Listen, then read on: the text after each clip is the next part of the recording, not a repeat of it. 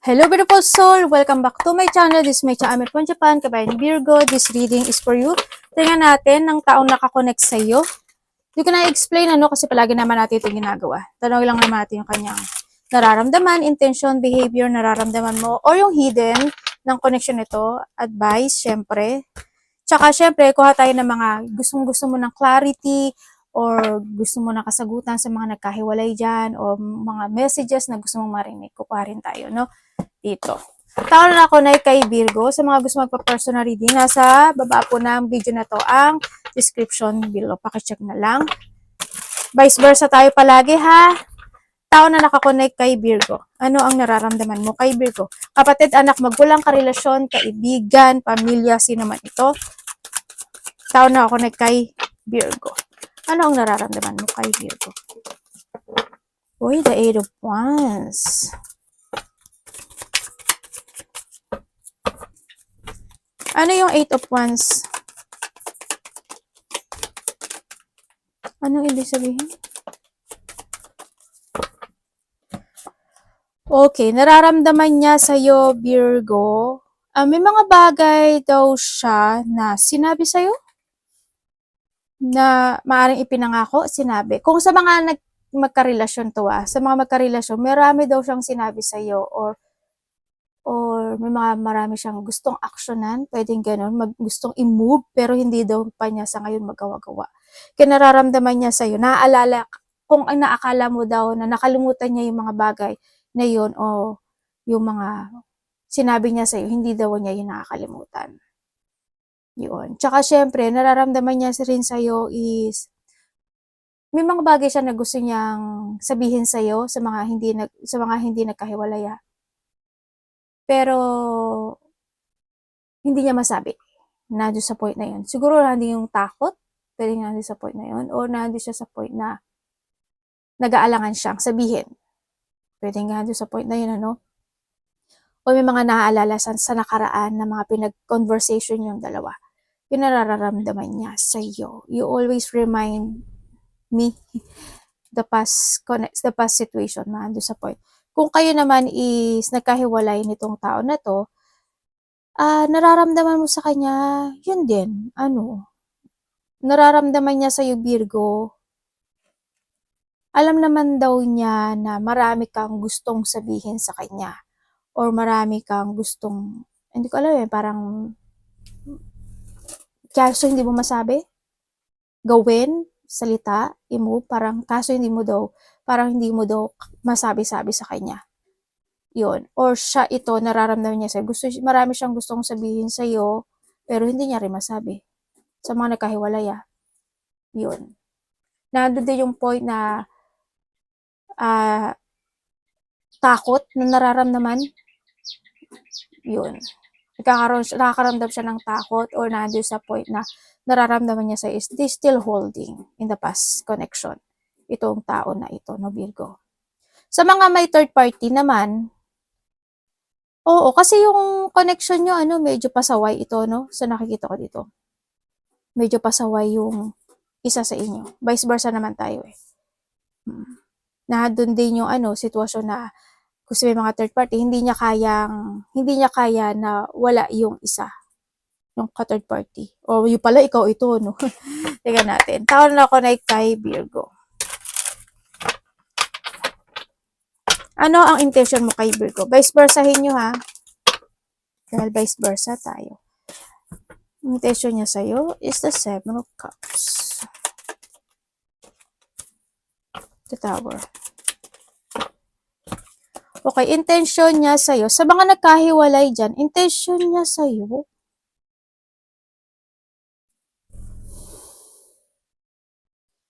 Sa mga nagkahiwalay, actually, ang nakikita ko dito, gusto kanyang kausapin.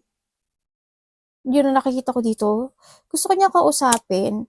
Nandun siya sa pag-iisip ng mga bagay-bagay o sitwasyon nyo sa mga nagkahiwalay dyan, sa mga nagkahiwalay, na doon siya sa point na intention niya kasi is, alam mo yun, nagkakaroon siya ng pagpaplano pero may doubt. Ganun. Pwedeng kasi gusto ka niya kausapin, pwedeng gusto niya ng kumonek sa'yo, ganun.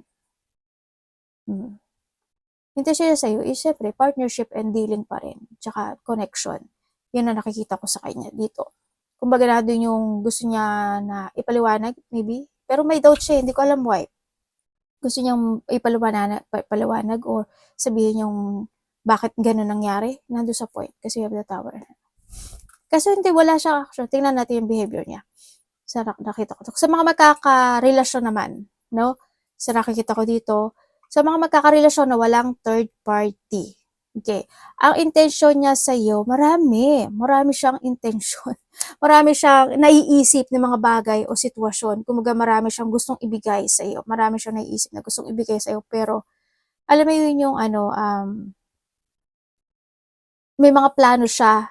Kaso yun nga, maaaring nagiging mabagal yung plano niya pagdating sa iyo or yung plano niya na yun na naiisip niya. Kasi marami siyang gustong gawin eh. Marami siyang balak pagdating sa connection na ito. Yun. Siguro nahadun siya sa point na pinag-aaralan niya maigi kung paano ipa-progress or pina-practice niya pero nagiging dahan-dahan. Kumbaga isa rin yung intention niya sa'yo is I want you to cooperate me para makamit ko o makamit natin yung pangarap natin to each other. Nandun sa point na yon, no? Sa nakita ko parang rebuilding or halimbawa hindi ko man natupad to ngayon, yan magsama tayo or kailangan nating pag-usapan or ikaw yung lakas ko para mabuo itong nasa isip ko or mabuo itong pangarap na ito. Nandun sa point na yun yun na nakita ko. Sa mga may third party naman, intention niya sa'yo, talaga? Intention niya sa'yo,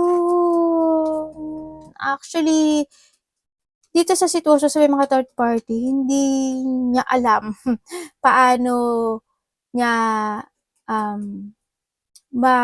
ma-reveal din again this connection sa tulad ng dati. Yun ang nakikita ko sa kanya, ha? Yun ang nakikita ko sa kanya. Nagkakaroon siya ng two options kasi sa buhay niya sa nakita ko dito. Nagkakaroon din siya ng doubt kung kaya pa ba or hindi pa or nandun sa point na nagkakaroon siya ng options in life. Depende sa kanya kung kakaliwa siya o kakanan. Nandun siya sa point na yun. Nandun siya sa point. Nako, depende na sa inyo sa may mga third party ha. Or maybe this is you. Taon na ako na kay Virgo. Diba dito nagkahiwalay na to eh. Pero syempre, 100 pa rin yung gusto niya na partnership and dealing sa'yo. Ano ang behavior mo kay Virgo? Taon na ako na kay Virgo. Anong behavior mo kay Virgo? The moon. Ano yun?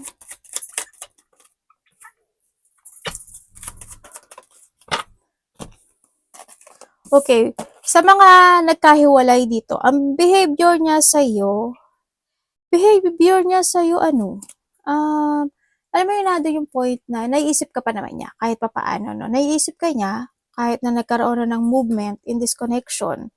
Behavior niya kasi sa'yo is, yun din, they want to speak out. Ganyan. Ganun din ang nakikita ko sa kanya pagdating dito. They want to speak out to you. They want to cooperate sa'yo. Sa nakikita ko sa'yo dito. Sa nakikita ko sa kanya dito. Yun. Ang nakikita ko rin kasi sa kanya is gusto niyang, hindi ko naman sinasabi na na babalikan ka niya. Ganun. Hindi ganun sa na point na yun. Pero, hindi ko alam in what way yung yung gusto niya sabihin, but they want to speak up. Hindi ko alam kung hihingi ba siya ng tulong sa'yo o patawad, mga ganong sitwasyon. Ang nakita ko sa'yo, pero nasa isip ka niya. Yun ang behavior niya sa'yo. Dito. Sa mga magkarelasyon na walang third party. Sa mga walang third party naman, nandun naman yung behavior niya is they always thinking about you because of the supporting that you give sa kanya at saka mga tulong o pagpapahalaga nararamdaman niya pagdating sa iyo, no? Kaya yun, and I want to help you sa mga bagay na kaya ko. I put some effort sa kakayanan ko. Nandiyo siya sa point na yun when it comes in this connection. Yun. Kumbaga, helping each other, ganyan. Nandiyo sa point na yun. So, may mga third party. Oo naman. Ayan, kita-kita, diba? So, may mga third party. If you want me, you need to follow me. Yun lang yun. Kasi nagkakaroon ng attraction sa iba. Kaya natin ang, alam niyo naman siguro na gagawin nyo. Kasi may feeling emotions in this connection. So, may mga third party, syempre, doon sa nagkahiwalay.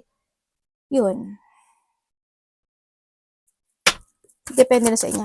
Virgo, ano nararamdaman mo sa tao na to? Nararamdaman mo sa tao na ito.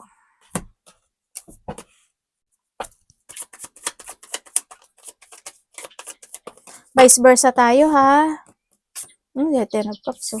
Okay, nararamdaman mo sa tao na ito.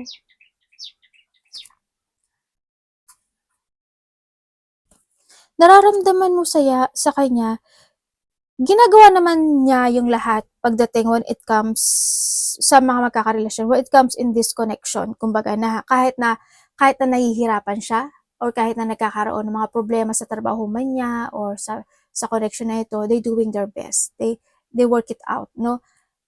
Para ma-achieve o ma-fulfill yung connection na ito na to be happy with comes to Ten of Cups, na dun sa point na yon. Yan. Ginagawa niya yung best niya. Sa nakita ko. Hindi din yung pagiging caring and nurturing nga nung tao na to, no? Yan ang nakikita ko. Yan, feeling happy ka sa kanya, no? Kasi alam ko na nakikita mo kasi sa kanya yung ginagawa naman din niya kahit paano. Kahit minsan nahando yung chaos. Alam mo yun, yung mga chaos situation kasi. Minsan siguro yung mga time na imbalance. Siguro kasi pwede rin kasi sa trabaho, busy siya, or ikaw busy ka, pwedeng nahandun. Pero handun pa rin yung Ten of Cups, no? Kaya nabubuo pa rin kahit papaano. Sa mga nagkahiwalay naman dito sa sitwasyon natin, oo, nagkaroon na talaga ng chaos in this connection.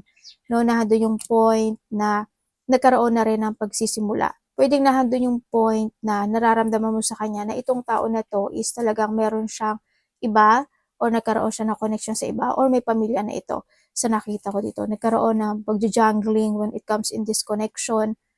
Naramdaman mo sa kanya na parang tirabaho ka niya at kinuha niya lang yung loob niya sa iyo sa mga nagkahiwalay. Yun ang nakita ko. Pero hindi ko naman sinasabi na wala siyang ginawa when it comes in this connection. Alam ko naman na nakita mo rin sa kanya na ginawa naman din niya yung best niya pagdating sa connection na to. Yun nga lang siguro is na overcommitment siya sa isang tao, sa ibang tao, no? Or sa connection na meron siya if ever na may family na to. Yun. Or pwede rin na naging blockage nitong connection nito is a family connection. Pwede sa family mo o sa family niya, pwedeng nahandun sa point na yun, ano? And mga kapamilya. Kung kayo naman is may third party, Diyos ko naman, alam niyo naman talaga na. Pag nag-aaway na kayo, at hindi kayo nagkakasundo, ibig sabihin, nagkaroon ng struggle sa kabila. Pag kayong kabila naman, nag-away kayo, doon naman din magkakaroon ng gulo o away o struggle. Ganun lang yun. Pero nahadun pa rin naman yung nararamdaman mo sa kanya na you feel happy when it comes in this connection. Kasi andito si Ten of Cups. Tsaka alam mo naman din siguro, parang andun pa rin na umaasa ka, na mabubuong muli yung Ten of Cups nyo. Well, don't lose hope. Kailangan mo lang talaga na give an effort and mag-put effort ka talaga when it comes to connection para mabuong muli yung lalo na kung may mga anak kayo, di ba? Why not? It's good naman yon. And siyempre, tatandaan mo lang talaga na mag-ingat ka lang din sa mga salita mo pagdating sa kanya. Kasi isa rin yun sa magiging source na pwedeng hindi maging good na talaga yung connection, di ba? Baka yun yung maging source na hindi niya bitiwan yung isa. Yun lang yun. Ingat lang din. Ano po yung hidden?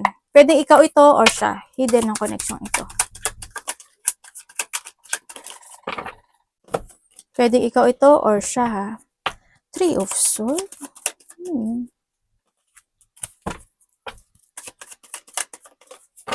Okay, devil,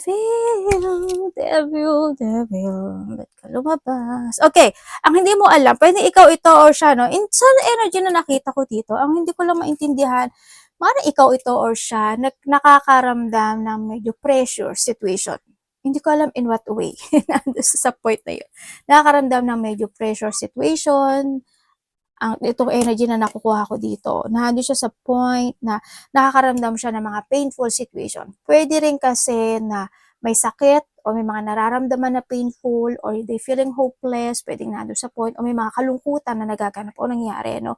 Sa iyo ito or sa kanya. Yun ang nagiging hidden dito. Kumbaga, sa iba when it comes to a hidden, there's a blockage, no? Tulad nga nung kung may mga third party, ganyan, yes, there's a blockage kung yun yung nagiging third party sa inyo. And then, nang nakikita ko rin dito, yung hidden din kasi is may kanya-kanya kayong paniniwala. Well, natural yun. Halimbawa, iba rin kasi yun, no? Siguro when it comes sa, ano ba yung mga Catholic ba yun? Yung mga Catholic, hindi ko alam, iba Basta yung mga religion situation, pwedeng nandun sa point na yun, no? Pwedeng isa yun sa nagiging blockage when it comes disconnection. Yan. O yung sa third party, yun nga, hindi niya mapitiwan yung isa. Or yung iba naman dito is nagkakaroon ng masyadong nagiging mabait yung isa sa inyo, no? Kahit na alam niya na disconnection is nagkakaroon ng mga toxicity situation. Kaya nakakaroon ng pressure situation dito. Nakakaramdam ng painful or emotional pain or heartache. Pwedeng iba dito is nalilito sa connection. Sa iba dito, nalulungkot yan. O kaya may mga sakit. May ikinaka-disappoint sa connection sa'yo or siya ito sa'yo. Advice. Vice versa ha, palagi. Pag hindi niya nakita dito, hanapin niyo dun sa kabilang connection niyo sa ibang zodiac sign. Para may bumaliktad na card. Ito lang hanapin. Ang advice. Okay, when it comes sa advice, sinasabi naman dito na kailangan mo daw magplanong ng maigi. And you need to be practical this time. So nakikita ko dito, no? Andito rin yung sitwasyon na may mga bagay talaga na kailangan mo ma-accept. May mga bagay na kailangan mo maintindihan. May mga bagay na kailangan mong planuhin. Ganon. Huwag mo iisipin palagi na parang you feeling alone, you feeling rejected, o feeling mo nag-iisa ka at hindi ka naiintindihan. Hindi yun. You need to taking to the higher path. Kailangan din always balance, iniinom, kinakain, o mga sa sarili mo yan, physical, emotional, spiritual, mga ganun sitwasyon. Always, you need to be strong. Always, din na kailangan mo na you need to step up. Kumbaga, may mga nagaganap o nangyayari, huwag pababa. Parang hagdan, nag-i-step up ka. Kumbaga, nadatapa ka, pero natututo ka. Nadatapa ka, natututo ka. Ganun daw ang palagi mong gagawin, no? Tsaka huwag ka mapagwawalan. Huwag ka mawalan palagi ng lakas ng loob. Yun ang sinasabi rin dito when it comes to your advice. Alagaan, mahalin, pahalagahan mo ang iyong sarili. Tingnan natin, clarity and messages. Patay na 3. Okay. Pwede ikaw to or siya. I never meant enough. Unseen, unchosen, reject. Ayan, Magalaleo. Okay. Kung mga sa nagkahiwalay yan, ayun nga, na maaring nahandun nakakaramdam o nabuking o nahandun yung point na sa may mga third party rin, ganyan. They feel rejected na parang feeling niya, hindi ako yung pinili mo, bakit siya yung pinili mo, bakit ganun, bakit ganyan, vice versa. And living in a memory. Sa mga nagkahiwalay, ikaw ito or siya, nahandun yung point na they still reminiscing the past connection, sa nakikita ko dito, na stuck ang isa sa inyo, na hindi nagkakaroon ng sentimental emotions, feelings, no? Ganun din sa may mga third party sa nakikita ko dito, na nasasaktan talaga yung isa, no? Kung bakit ganun? Akala ko ikaw na, akala ko ganyan, bakit?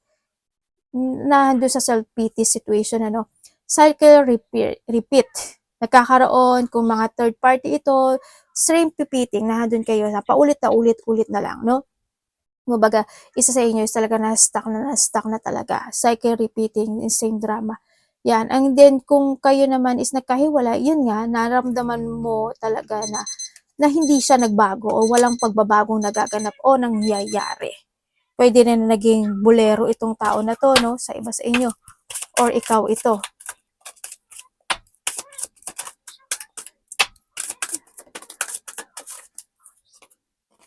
And meron ka, you are worthy of love.